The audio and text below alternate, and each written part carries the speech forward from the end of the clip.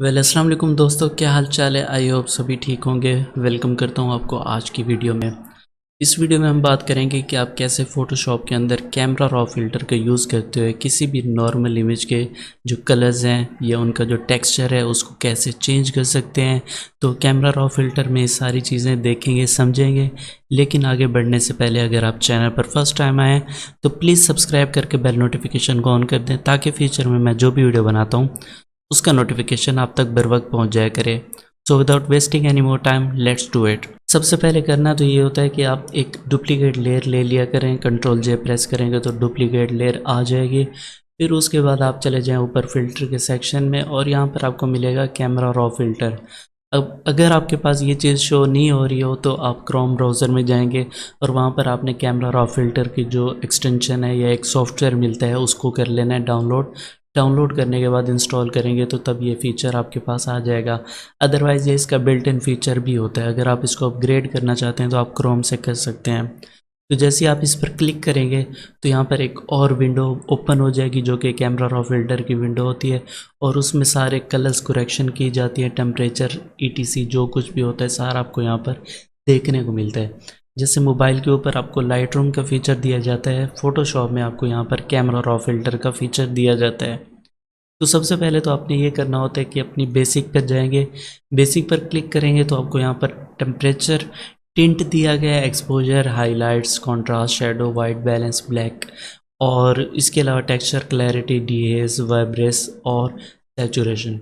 उसके बाद करना ये है कि यहाँ से आप अपनी लाइट जो आपकी इमेज होगी उसकी लाइट को देखना है कि इमेज में लाइट बढ़ाना ज़्यादा ज़रूरी है या कम करना ज़्यादा ज़रूरी है। ठीक है, तो आप अपनी इमेज के लिहाज से सेटिंग देखेंगे। जो टिप्स हैं वो सेम है, इसी तरह आपने फॉलो करना है। बट हर फुटेज का अपना एक फ़ीचर होता है, फंक्शन होता है जिसको अलग अलग करके यूटिलाइज़ किया जाता है। तो एक्सपोजर अगर आप इसका बढ़ाना चाहते हैं, अगर फुटेज में एक्सपोजर कम है, डार्कनेस है तो एक्सपोजर उसका इंक्रीज़ करेंगे। कंट्रास्ट, अगर आपके पास कलर की डेप्थ कम है तो आप कंट्रास्ट उसका इंक्रीज़ कर सकते हैं। ठीक है, कम करके भी देख सकते हैं। अगर आपकी फुटेज में फेड जा रहा है ज़्यादा तो आप वहाँ से जो कंट्रास्ट है उसका थोड़ा सा गेन कर देंगे।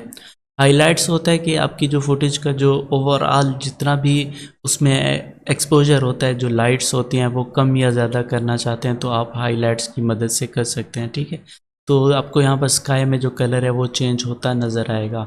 तो हाइलाइट्स कम कर दें आप यहाँ से। उसके बाद जो शेडो है, इसका शेडो अगर आप इंक्रीज़ करते हैं तो शेडो में क्या हुआ है कि जो डार्क पार्ट थे या जो डिटेल कम थी, शेडो के इंक्रीज़ करने से वो डिटेल आ चुकी है। अब यहाँ पर नीचे आपके पास है वाइट। ठीक है, वाइट के कंट्रोल्स हैं आपकी फुटेज में। अगर आप वाइट ज़्यादा है तो उसकी वाइट को कम कर सकते हैं, अगर वाइट कम है तो उसको ज़्यादा कर सकते हैं। और ब्लैक पार्ट में ये होता है कि आपकी फुटेज में अगर ब्लैक है तो ब्लैक इंक्रीज़ करें, अगर ज़्यादा है तो उसको डिक्रीज़ कर दें। ठीक है, तो लिटिल बिट यहाँ पर मैंने माइनर चेंजेस किए हैं ब्लैक के अंदर। तो उसके बाद टेक्सचर की वैल्यू होती है। टेक्सचर में ये होता है कि आपकी फुटेज में जो भी चीज़ें होंगी उनकी जितनी भी डिटेल होगी वो ज़्यादा एक्सपेंड होगी। तो टेक्सचर फुटेज के लिहाज से आपने इंक्रीज़ करना है। उसके बाद नीचे क्लैरिटी का पोर्शन है। अगर आपकी इमेज डल जा रही है तो आप उसकी क्लैरिटी को इंक्रीज़ कर सकते हैं। जैसे मैं इसको इंक्रीज़ करता हूँ तो देखिए आपकी फुटेज में जितनी भी चीज़ें हैं वो डिटेल के साथ बाहर आ रही हैं। तो हल्का फुल्का इसको थोड़ा सा चेंज करना है, ज़्यादा अपने इमेज में क्लैरिटी या टेक्सचर के साथ छेड़खानी नहीं करनी। उसके बाद डीएस का पोर्शन है कि आपकी फुटेज में अगर मैं इसको कम करता हूँ तो देखिए ओवरऑल आपकी जो फुटेज है वो डार्क पार्ट के अंदर आ रही है। ठीक है, तो यहाँ पर डीएस को मैंने माइनर चेंजेस किए हैं। उसके बाद नीचे आपके पास वाइब्रेंस है कि आपकी फुटेज में अगर ओवरऑल कलर्स डैमेज हो रहे हैं तो आप वाइब्रेंस को इंक्रीज़ कर सकते हैं। ठीक है, और नीचे सैचुरेशन होता है। सैचुरेशन आपके फुल कलर्स होते हैं, जहाँ जहाँ पर जो जो कलर होगा वो उसकी डेंसिटी को बढ़ा देगा। तो जो सैचुरेशन होती है उसको आप बिल्कुल ना छेड़ा करें, बस आप वाइब्रेंस को चेंज कर सकते हैं। आपकी फुटेज में जो जो पार्टिकल्स हैं उनके कलर्स को वो एडजस्ट कर देगा। उसके बाद नीचे कर्व का सेक्शन है। कर्व में ये होता है कि आपके पास तीन चीज़ें होती हैं, मिड टोन, नीचे होता है आपके पास शेडो और ऊपर होता है हाईलाइट्स। तो यहाँ से आप मिड टोन्स, शेडोज़ और हाईलाइट्स को इंक्रीज़ कर सकते हैं। क्लिक करना है, आपके पॉइंट्स ऐड हो जाएंगे।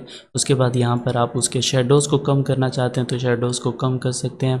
और उसके बाद अगर हाईलाइट्स में ज़्यादा लाइट है तो उसकी लाइट को कम या ज़्यादा कैसे करेंगे। ठीक है, तो यहाँ से आप उसकी एडजस्टमेंट कर सकते हैं।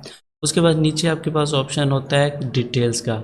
अब डिटेल में ये होता है कि आपकी इमेज अगर रफ़ है, रफ़ का मतलब है कि ब्लरी है, तो उसमें आप शार्पनेस इंक्रीज़ कर सकते हैं, ठीक है। नॉइज़ रिडक्शन में होता है कि आप जब भी इमेज बना रहे होते हैं तो आपको वहाँ पर एक ग्रेन शो हो रहा होता है, ठीक है। तो ग्रेन को कम करने के लिए आप यहाँ पर नॉइज़ रिडक्शन ऐड कर सकते हैं अगर आपकी फुटेज में ग्रेन है तो। कलर नॉइज़ रिडक्शन होता है कि आपके कलर्स के अंदर कोई नॉइज़ आ रही है तो उसको कम कर सकता है ये टूल। नीचे आपके पास कलर मिक्सचर का ऑप्शन है। इसमें ह्यू, सैचुरेशन और ल्यूमिनेंस का पैनल होता है कि ह्यू में ये होता है कि आपके एक कलर से दूसरे कलर में आप किसी भी चीज़ को मूव कर सकते हैं, ठीक है। जो सैचुरेशन होता है उसमें आप उस कलर की जो इंटेंसिटी है उनको कम या ज़्यादा कर सकते हैं। ल्यूमिनेंस में ये होता है कि आपके उसी कलर का वाइट बैलेंस और ब्लैक बैलेंस। तो यहाँ से आप ह्यू में जाके इसको चेंज कर सकते हैं। अगर ओवरऑल मैं स्काई की बात करता हूँ तो जो हमारे स्काई का कलर है वो ब्लू है, तो इस पोर्शन से आप उस कलर को चेंज कर सकते हैं, ठीक है। तो यहाँ पर हमारा जो स्काई का कलर है वो टिल्ट हो रहा है और इस तरफ लेके जाएंगे तो वो ब्लू हो रहा है। ऐसे ही आपके पास अगर ग्रीन पार्ट्स हैं तो ग्रीन पार्ट्स को भी आप चेंज कर सकते हैं एक्वा और ग्रीन के कलर से, ठीक है। तो यहाँ से आप ग्रीन पार्ट्स को चेंज कर सकते हैं। और उसके अलावा नीचे आपके पास और भी टूल्स दिए गए हैं।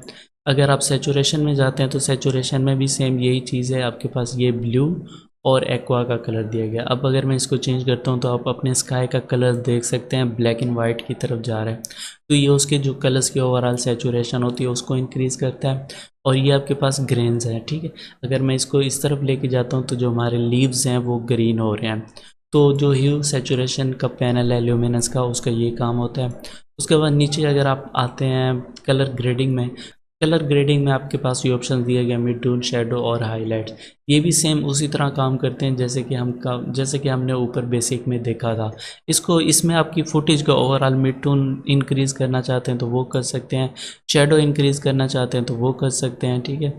और उसके बाद हाईलाइट्स को इंक्रीज़ करना चाहते हैं, डिक्रीज़ करना चाहते हैं तो वो कर सकते हैं। तो सारी सेटिंग करने के बाद उसके बाद नीचे आपने ओके पर क्लिक करना है, तो आपकी जो फुटेज है वो नॉर्मली फ़ोटोशॉप में इंपोर्ट हो जाएगी। अब यहाँ पर मैं आपको बिफ़ोर एंड आफ्टर करके दिखाता हूँ। पहले इमेज कुछ इस तरह थी, अब हमारी जो इमेज है वो कुछ इस तरह हो चुकी है। तो ऐसे आप अपनी इमेज में कोई भी डिटेल्स ऐड कर सकते हैं। फुटेज के जो बिल्कुल लो लेवल की फुटेज को भी एडवांस लेवल के ऊपर लेके जा सकते हैं। तो फ्रेंड्स, आई होप आपको आज की वीडियो पसंद आई होगी। वीडियो पसंद आई है तो वीडियो को लाइक कर दें। मैं आपसे मिलूंगा अगली वीडियो में, तब तक के लिए अल्लाह हाफिज़।